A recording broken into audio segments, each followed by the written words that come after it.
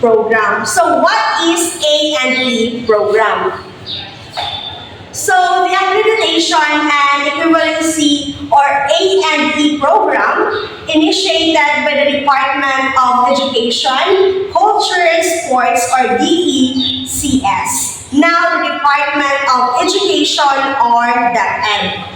So it's a critical component of the Philippines Alternative Learning System or ALS, designed to provide out-of-school youth and adults with access to education. The program offers a pathway to obtain certifications equivalent to formal elementary and secondary education. This explores the program's objectives, structure, impact, and challenges. So when we say A&E program, it is part of alternative learning system or else that allows people to learn at their own pace and take a test to show what they have known. If they pass the test, they will receive a certificate that is equal to elementary or high school level.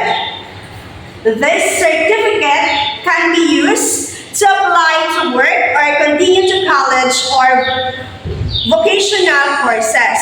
So this program helps learners improve their knowledge and skills so they can have better opportunities in life.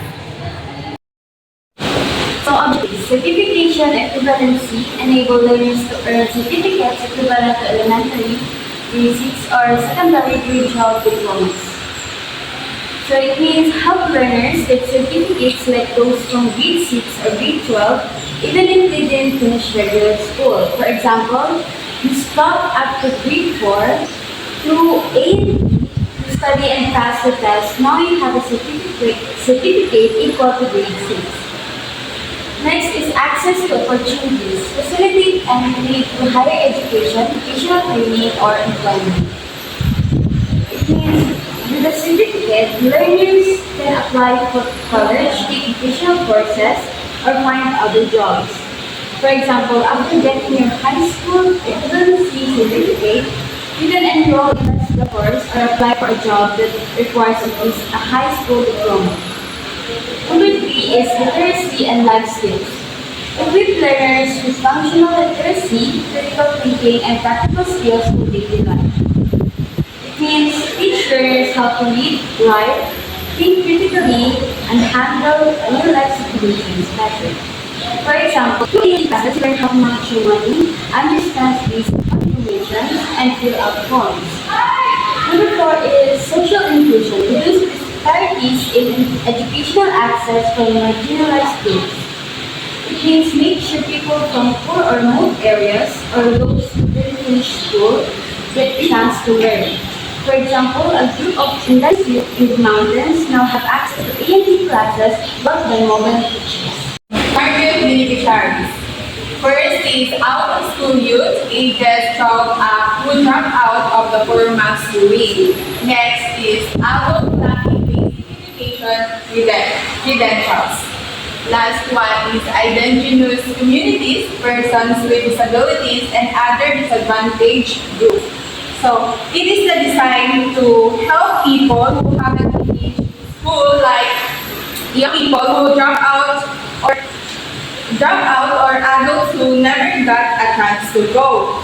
Then the age is 12 up na drop out sa formal schooling. Then it also helps people from indigenous communities, people with disabilities, and other groups who might have a harder time getting an education. So as we can say, the accreditation and equivalency program gives a second chance to people who didn't finish their basic education. It is part of our alternative learning system or ALS and is open to out-of-school youth and adults. So program implementation. So first, levels of certification. Elementary level equivalent to grade 6. So if the learner passes the elementary test, they can get a certificate equal 6 student.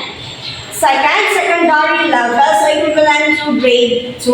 So if they pass the secondary test, they also get a certificate equal to grade 12. So if, for example, if hindi ka nakatapos ng elementary, halimbawa grade 3 ka lang, then nag-stop ka, then you want to continue your studies. So if gusto mo i-continue yung study mo grade 3, then gusto mo makapagtapos ng grade 6. So pwede ka through A&E, pwede ka makatake sang test. If makapasa ka sa test, makakuha ka sa certificate na equivalent na makagraduate ka na sa elementary para makaproceed ka sa high school level. So again, curriculum focuses on 5 learning standards. First, communication skills, problem solving, and critical thinking, sustainable use of resources, development of self and community, and digital literacy. So, learners study 5 important areas. So, in communication skills, they will test about reading, writing, and speaking. In terms of problem solving and critical thinking, thinking and solving the real life challenges or a problem. In sustainable use of resources, then learning how to take care of environment and resources, development of self-community, so understanding oneself and helping the community. In digital literacy uses computers and technology. Third is the assessment. Learners take the A&E test, a standardized exam covering core subjects, passing grants, and issued certificates. So learners can happen or in different ways.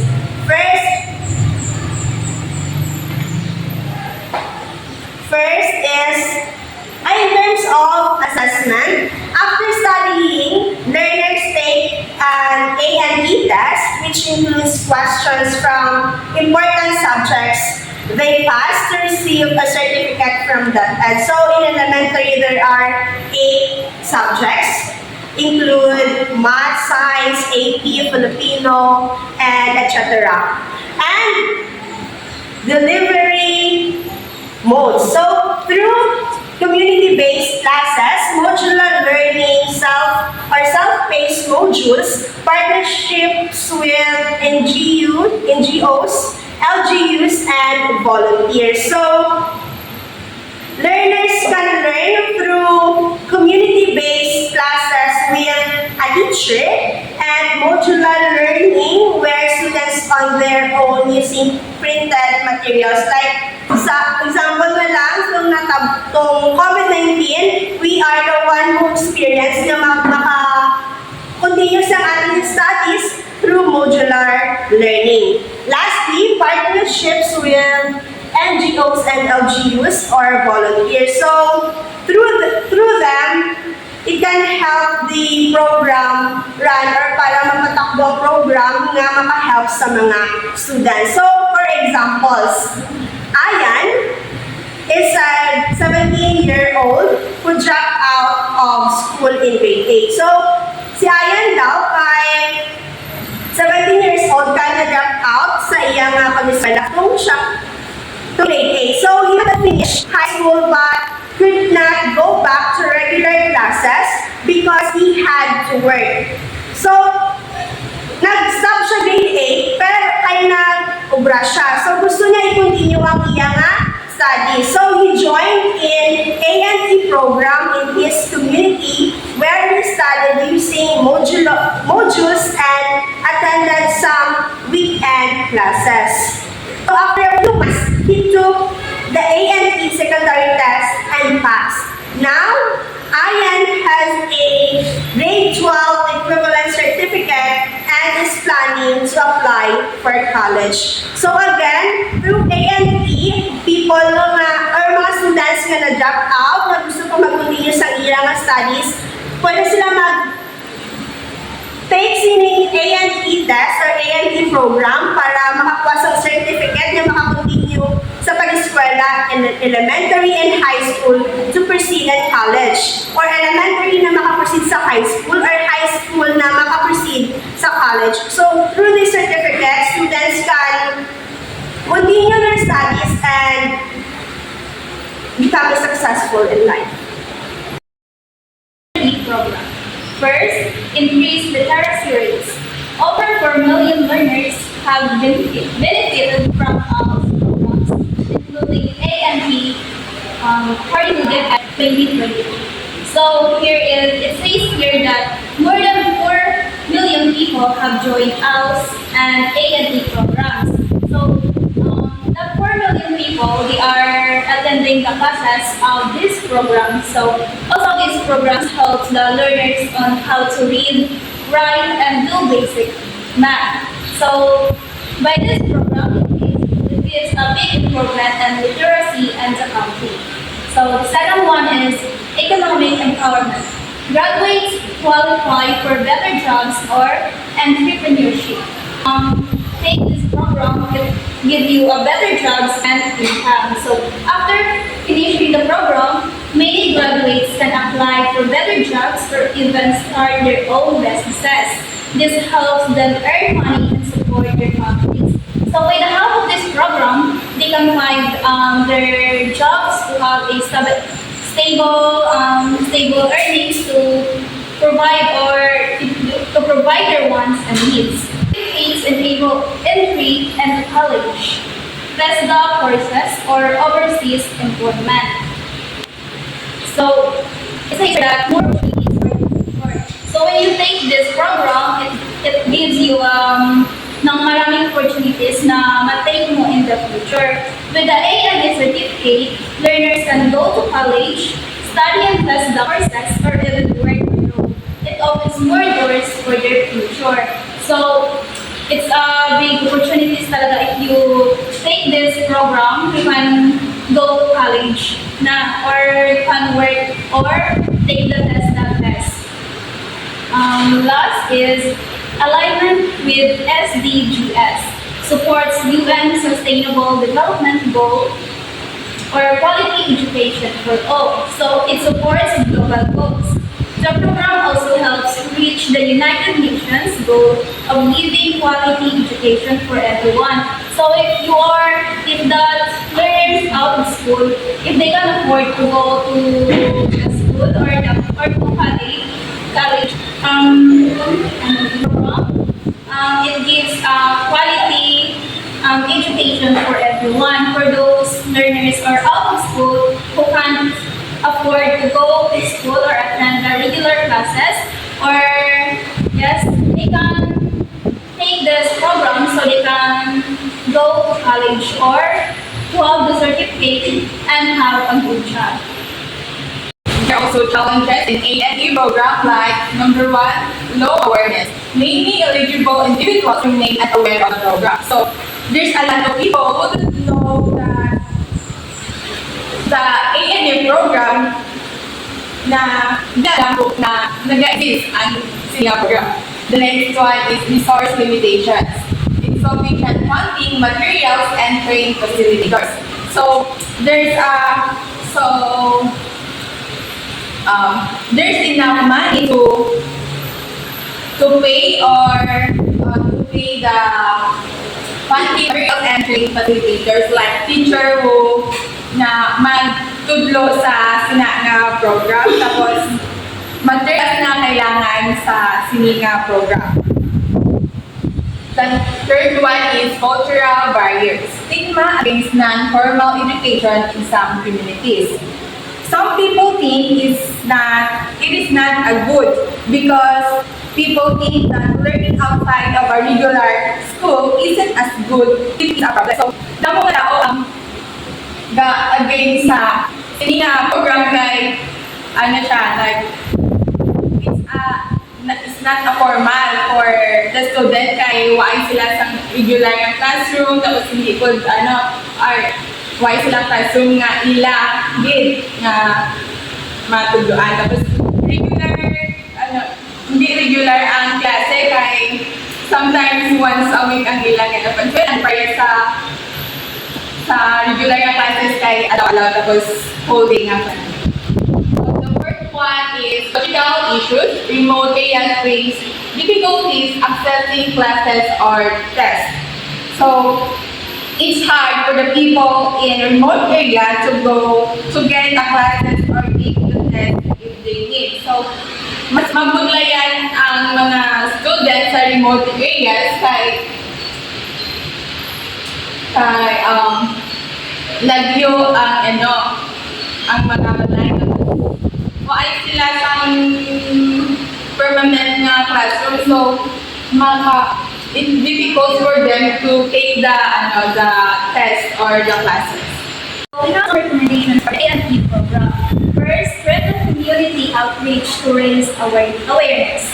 So we should do more to inform people in communities that these programs exist and how can help them.